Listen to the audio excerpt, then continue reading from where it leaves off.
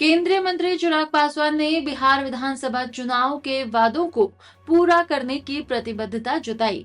उन्होंने कहा कि हमने जितने वादे किए थे उनको पूरा करने के क्रम में कार्य शुरू कर दिया है। तमाम विषयों पर चर्चा चल रही है। आने वाले 5 साल बिहार के लिए स्वर्णिम काल होंगे, जब डबल इंजन सरकार का लाभ प्रदेश को मिलेगा। पासवान ने जनता के बीच आभार यात्रा की रूपरेखा तैयार होने की भी घोषणा की, जो उनके द्वारा किए गए वचन का हिस्सा है। हम लोग जितने वादे लोकसभा विधानसभा के चुनाव में हम लोगों ने किए थे, हमारी सरकार उन वादों को पूरा करने के क्रम में हम लोगों ने कार्रवाई शुरू कर दी है।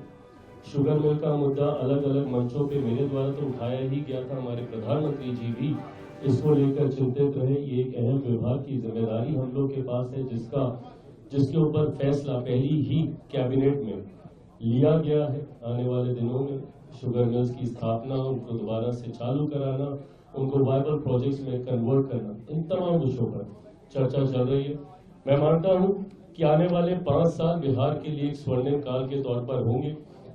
इन 5 सालों में डबल इंजन की सरकार का लाभ मेरे प्रदेश को मिलेगा और 5 सालों के बाद जब पुनः हम लोग चुनाव में जाएंगे तो इस चुनाव में किए गए हर एक वादे को पूरा करते हुए पूरी जवाबदेही के साथ हम लोग चुनाव में जाएंगे। जनता ने जितना विश्वास किया है मुझ पर, मैंने पिछली प्रेस वार्ता में पिछले साल के अंतिम महीने में जब की थी, मैंने कहा था कि एक आभार यात्रा पर मैं खुद बिहार की जनता के बीच में निकलूंगा।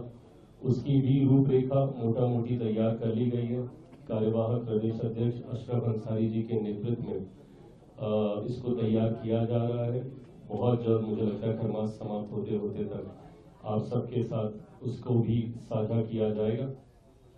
ऐसे में एक बार फिर से आप सबको नववर्ष की शुभकामनाएं देते हुए 15 तारीख को लोक जनशक्ति पार्टी रामविलास ने बिहार प्रदेश में यहीं पर हम लोगों ने पार्टी कार्यालय में हम लोगों ने दही चूरा का आयोजन रखा है। आज मेरी मुख्यमंत्री नीतीश कुमार जी से भी मुलाकात हुई, जहां उनको नववर्ष की शुभकामनाएं देने के साथ साथ दही चूरा के भोज के लिए भी उनको आमंत्रित किया गया है। एनडीए के तमाम साथियों को इसका निमंत्रण दिया है।